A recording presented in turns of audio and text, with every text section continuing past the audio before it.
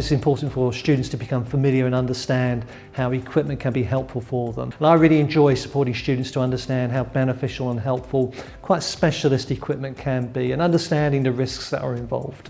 We have facilities relating to activities of daily living. So we have a kitchen and a bedroom area, a living room area.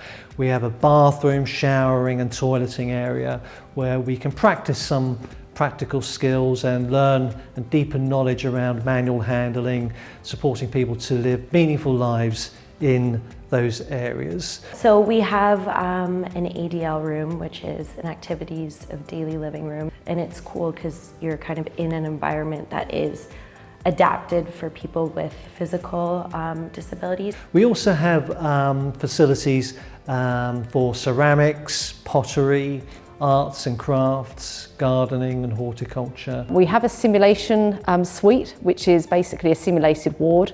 And in that area we have a mannequin, it's referred to as Apollo, and that supports students' learning. So the mannequin can be a simulated patient in essence. We have observations that are attached to that as well, so they can look at that person, that patient's observations around kind of heart rate, SATs, all of those sorts of things.